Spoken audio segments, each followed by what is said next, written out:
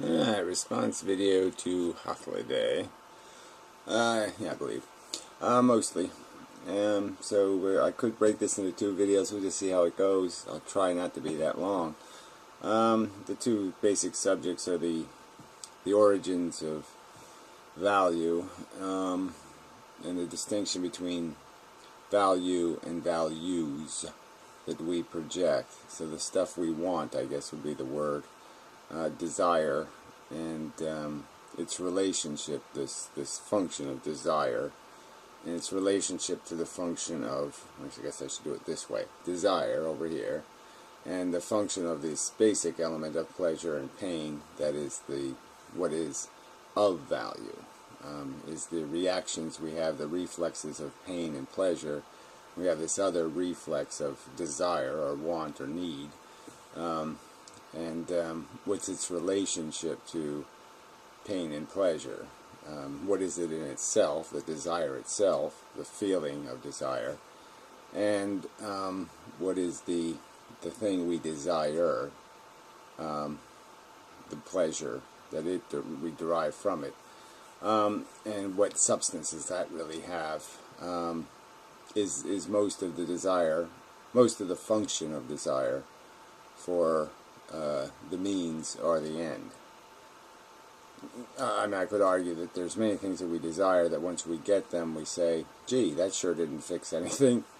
I think that's a semi-common experience for other people. And in the end, he got to some subject about cigarettes, which was really annoying. Anyway, but then the other argument is consent. So the one argument is this kind of biological, what's the game we're playing, describing the mechanism of our reflexes. And the other one is a conversation about this idea of consent, which is one of these higher order things, the things that intelligence can recognize. So obviously all this gameplay takes place in a world where there is no consent. Without human beings on planet Earth, there's no consent among the organisms. They predate on each other and exploit each other without any contract, and they have no capacity to understand that dilemma they're in. And if they could understand, if a lion could understand that the baby gazelle is just as substantive in its ambitions and its needs and its wants and its hungers as its own child, it might have pause and say, wait a minute, this game is not right. But it doesn't have the capacity to be me. It doesn't have the capacity to think and to understand. It's really the key word. It just doesn't understand. And I could argue that if the animals in the wild did understand, they would be protesting the game they're being forced to play. They would recognize they're slaves to role-playing, and they would maybe find their role objectionable and offensive and disgusting, and say, I never agreed to play this role in a game. You put me in this costume, you put me in this body, and you're saying now I'm going to be something. And especially when you're something that's going to be abused horribly and treated horribly unfair, like a pawn on a chessboard. If we just materialized on a chessboard as one of the pieces, if you were materialized as a pawn, you might say, what the fuck, what was that? Wait a minute, I want another trial. How did I get here? Because you're just disposable. You got a 95% chance, 97% chance that by the end of the game you're not going to be there to get any of the candy. So anyway, yeah, so those are two different subjects, the higher order obligations that we can recognize, truths about value. So a truth about value is this mechanism of the game isn't the game until we make it the game. So I guess what I would argue, arguing some of the consent argument first, see, that's why the two are combined, is that you're not a pawn until somebody uses you as a pawn. So that's sort of our higher order understanding allows us to clearly understand that. the thing doesn't happen until I make it happen, until I do it. So even though it might look like a pawn, I don't have to treat it like a pawn. It's not a pawn if I say it's not a pawn. And that's where, it takes intelligence to see that that's how the game, the fundamental rules are not rules until we actualize a role play that makes it that game. And that's where we have the capacity to stop the injustice that might be built into the game. We can rewrite the game. And that's just the truth of intelligence. And it has an ought tied to it. Because we not only can measure the real game, the game as it's played, we can measure metaphorical or abstractions of the game where we just change the rules and create greater efficiency by changing the rules. Alright, so anyway, might doesn't make right. Smart things can say that, and they can do something about it. Anyway, alright, so he wants to understand. I was asking about this the word meaning and the word feelings, and the lineage, and so I think he's accepting that, okay, you can make a reasonable argument that feelings have some sort of weight as a thing happening in the world, but there's a significance tied to it, and that significance could be called value. And so if we could start at that point, fine. But I suppose he's asking for a contrast as context, comparing two different things to other values. And so his other values would be something that's desired. And not desired like you desire food or air, but desired as humans do in some sort of complex manner. Fundamentally my argument is going to be that there are mechanisms, reflexes, reactions that are visceral, uncontrollably natural, uncontrollably mechanical, rudimentary, physiological.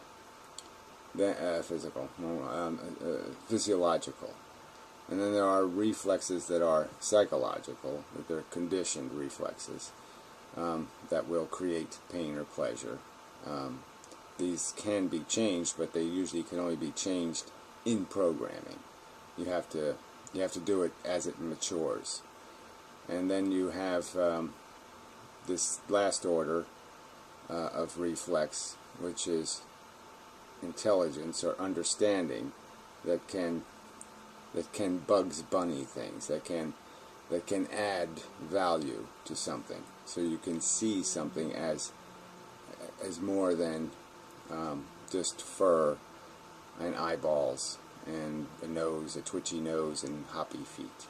You can understand it as, like the lion example, you could understand the gazelle as not being fundamentally distinct from your cub in terms of the fact that it has a brain and brains are feeling and all of that. So you can, through understanding, you can see something's brain.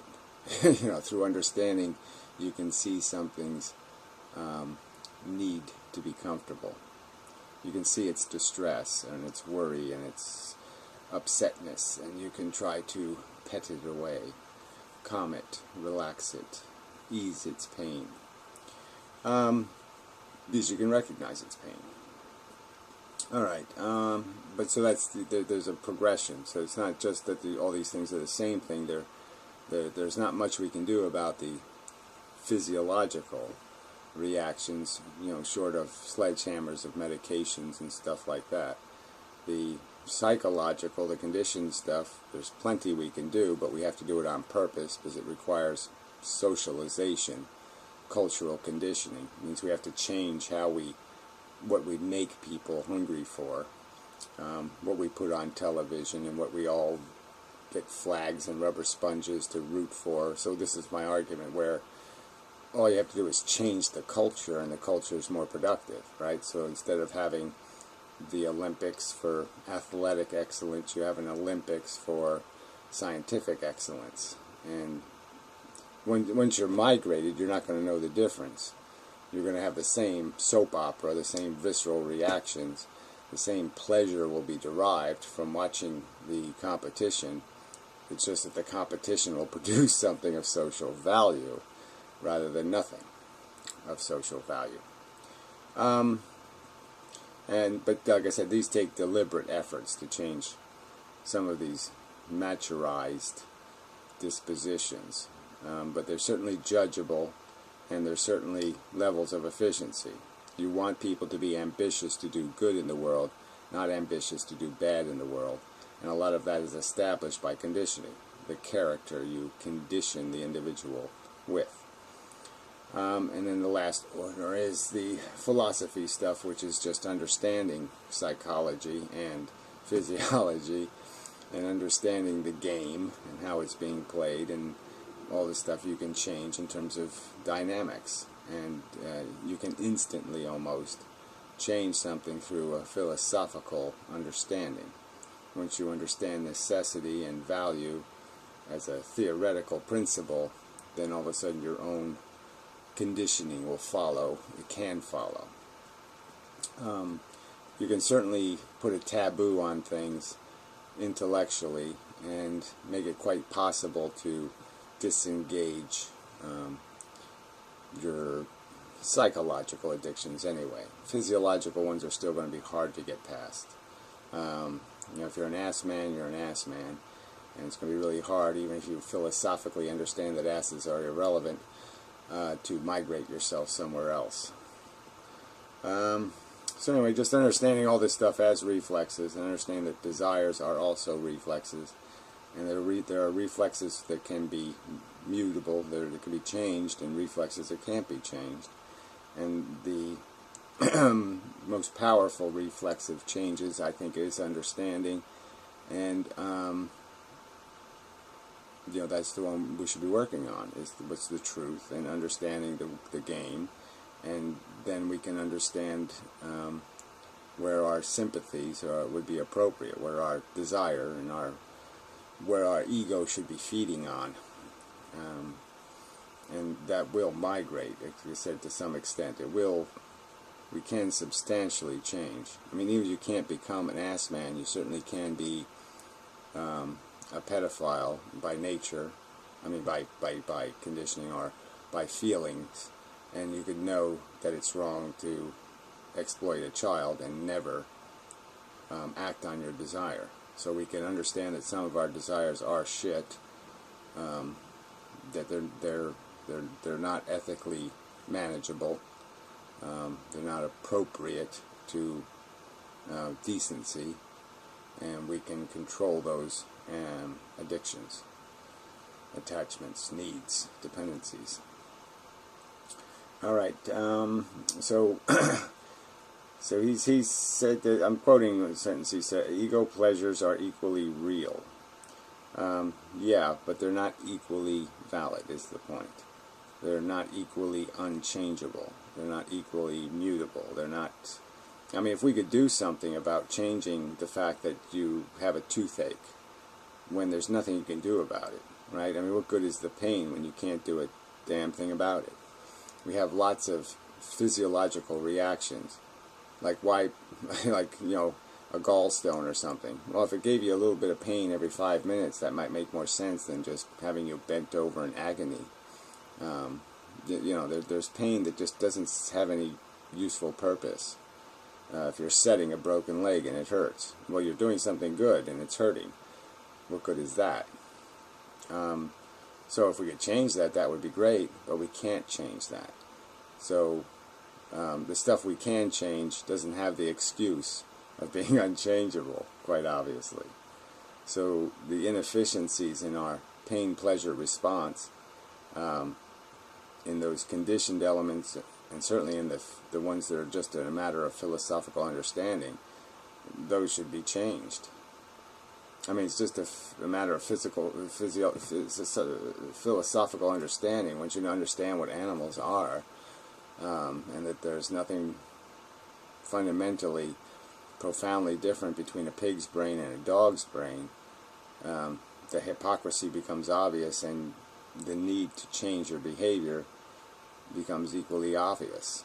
You really just can't avoid the logic. It's right there in front of you, and it says to you, even though viscerally pigs still are ugly and stupid and smelly, philosophically, you know, that's just crap. You're using that as a rationalization, as an excuse. You're using the bag of skin it's in as an excuse to mistreat it. And that's all it is. It's a rationalization. And once you've identified it as a rationalization with your intelligence, then the mandate just pops up and says, you're going to have to do something about that. Because that rationalization, that violation of the truth, is, if you're supposed to have some integrity, you're not going to be able to live with it. You're going to have to say, I got to fix it. Anyway, so yeah, there's the difference is in the fact that one, we can't fix the inefficiencies in, and the other, we can fix the inefficiencies in. And I'd say the other difference when it comes to ego pleasures is there's no these are addictions, kind of mechanisms. So again, it might not be so much about the fact that you're going to gain something, it's that you're trying to fix some inadequacy. So much like a nicotine addiction, you're not really wanting to smoke. You're wanting to get rid of the symptoms of your addiction. And those are very different things. I mean, I'll get to that later in the consent argument, just because he brought it up. And just, I smoke, but I would never, I've said it many times, I would never give such, if there was one thing I could change, the first thing I'd go back, if I go back in history and change something, is I'd knock that first cigarette out of my mouth. Just a stupid addiction. It's completely idiotic, but incredibly powerful. And, instead of taxing addicts, I would be killing people who gave cigarettes to minors, catapulting them onto red buttons or something like that.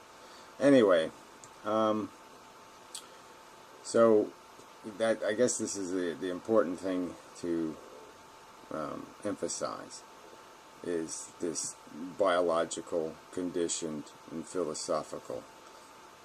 I've used that metaphor, lizard, ape, human, to explain that these are the natures inside of us. The machines, we still have the visceral organism, we still have the emotional organism, and now we also have this thinking organ. And they have to live together inside of us. But if you're going to give one the most credibility, the most capacity to be credible, it would be philosophy. Okay, I don't know if I need to go too much further. So biological versus psychological, simple versus more complicated reflexes is all you're really talking about. Again, it's understanding this mechanism of addiction. It's a sort of an important subject. I mean, it makes things seem valuable through visceral feelings, but that value designation has nothing to do with anything reasonable, let's say. It's just a bigotry, and it's something to be overcome, not something to be embraced. It's something to try to control, to steer in productive ways, rather than destructive ways like smoking, drinking, baseball, whatever, all kinds of the wasteful bullshit that manifests as our the thing we feed on viscerally, emotionally. We can change what we feed on emotionally. It can be altered through conditioning and through conversation. Alright, now I think I'll do a little bit of the consent argument. Okay, I'm not going to do a separate video, just because, like I said, two subjects are kind of stuck together, and I sort of want to stick them together. I sort of want to be able to push this idea of it's intelligence makes it possible to see that consent is necessary. It's intelligence that can come up with this very metaphor that I just came up with of a chessboard, and you arrive as a physical piece, but you're not a pawn until somebody uses you as a pawn. You're not you're not what that thing is until something imposes it on you. Okay, so you're not food until somebody makes a meal out of you. That kind of thing. And as intelligence, as we can sit as bishops and kings and queens and all these other pieces, and we can look at the pawns and we can intelligently say, I won't use them. I refuse to play that game.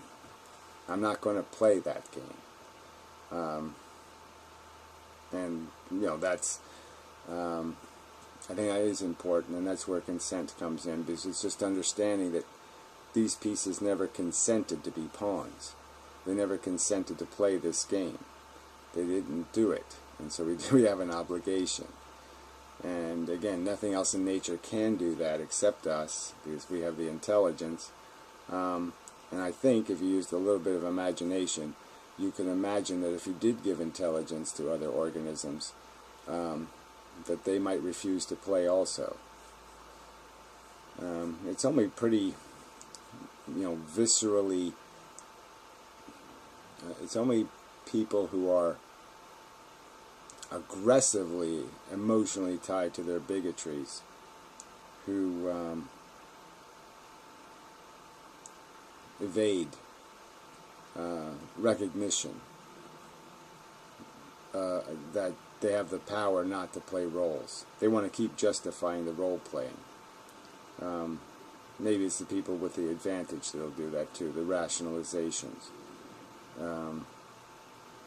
Just because of, but it's so profoundly ignorant, you know, not to be able to recognize that nothing consented, and so no victim you make will be a victim earned, yeah, however you want to put it. So anyway, consent is always an ought for intelligence. It's just always there. You always ought to have it. So he's arguing with, again, with this idea that I'm obliging people to have a consent, to get a consent they can't get. And that's not my argument. My argument is you should always get it if it's gettable. And if it's not gettable, the implication is that you have a higher standard now. Okay, you can't get the pawn's consent. So what's your obligation? Well, your obligation is to treat it as well as possible. Your obligation is to give it all the benefits of the doubt, so to speak. That to speak for it in a manner that would be reasonable and fair to its position. So clearly, if you can't get a pawn's consent, and you're saying to yourself, well, would I consent to be used by some asshole like me? You can ask the question, you can say, well, no, I know pretty well, damn sure I wouldn't consent. I wouldn't say go ahead. So you can create the consent, but you create it in a form that is fair to the what you know the position of the thing to be and what it might say if it could talk. Now you know what cows would say if they could talk. You know what pigs would say if they could talk. Okay, they would say, fuck you, cunt. So don't tell me they'd say, oh yeah, go ahead. Yeah, rape me, take away my calf, fuck me over, hit me with sticks, prod me the fuck around. Totally fucking rape my character entirely. Make me a slave to you. And my children, and my children's children. For all eternity. Yeah, go ahead. And then genetically mutate me into a big, giant, uncomfortable sack of milk. You think they would say, go ahead? So again, that's the obligation of not having consent, is to be fair to the thing you're imposing on without consent. You have to assume they're intelligent. You have to assume they would say something smart, not something stupid. You can't put stupid words in their mouth when you don't have consent. You can't write a completely crap contract. So if I'm writing a contract, all I have to do is think of it in terms of, okay, I'm writing a contract for somebody who can't read. You know, quite obviously, if I'm going to do that at all fairly, okay, I'm not going to sit there and pretend that it's okay to write in idiotic clauses and trick them. And that's all this is. You know, without consent, you don't have a right to trick them, to take advantage of their ignorance or stupidity. There's no license given to that. And so that's the obligations. If you don't have consent, then you have to go to the higher standard. You have to be sure that at minimum, okay, you've assumed them no stupider than you. That you've assumed them not to want to do something you wouldn't want to do. You have to give them at least that minimum. And if you were really going to be fair, you would probably assume them smarter than you. And then write the contract thinking that, oh, if this guy was smarter than me, then I would be the one getting fucked. You know, he'd be putting small print in there fooling me. That would be truly fair, is to give them the right to be smarter than you. If you're going to play the game as a game, if you're going to sit there and say the objective is to figure out some way to excuse a taking, and somebody has to take. But again, I'm just arguing without consent, that's the higher standard. So I'm not telling you to get consent you can't get. I'm not saying you have to have consent. I'm saying you have to behave accordingly when you don't have consent. When you don't have consent, there's rules that are now invoked. Okay, a lack of consent means you have to apply a standard of fairness. That's pretty much it. You have to create the fairness then, because the fairness isn't going to come from them fighting for defending their position. They're not in a position to defend their position. You have to defend their position for them if you don't have consent. That's essentially the function of the standard, is that they're not capable of putting on their armor and getting into the ring and all this kind of stuff. They just, you know, they're unconscious or whatever. You can't put them in the boxing ring without their gloves and without, you know, well, whatever. A gladiator would be a better argument. You know, without their armor and without their sword and without all their stuff, you just drag them into the ring naked and say, yeah, I'm going to kick his ass now.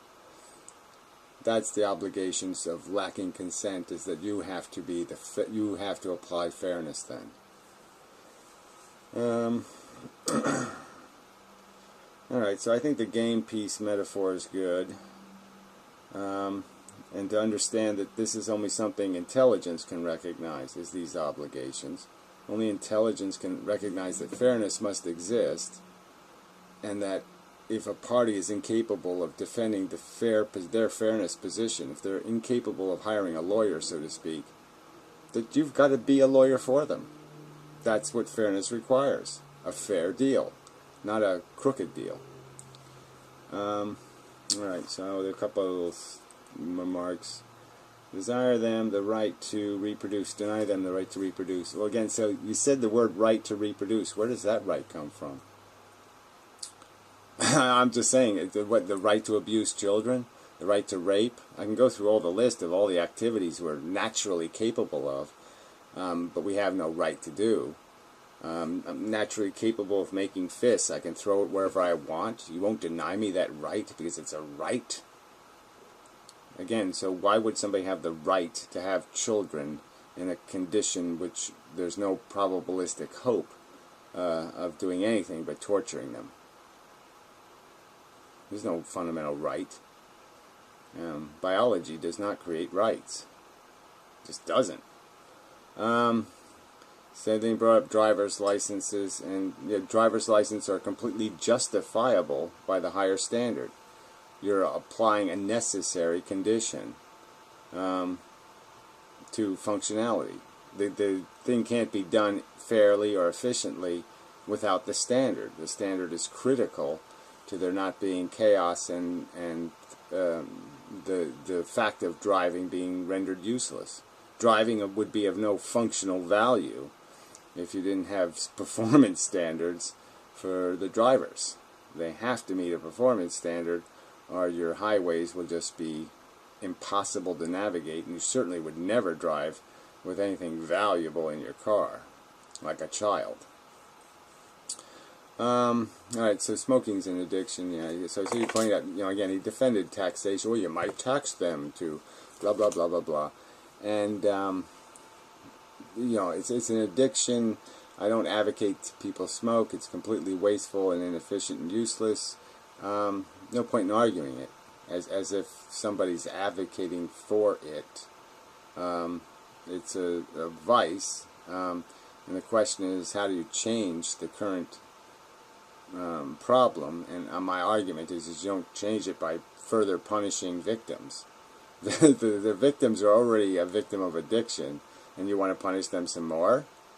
You really fucking suck.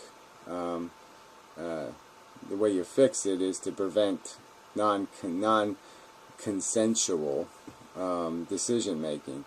Most people acquire the addiction in the stupidity of youth, and frankly they just shouldn't be allowed to do that. There should be a law against it, so to speak, and it certainly should be corrected for as soon as possible.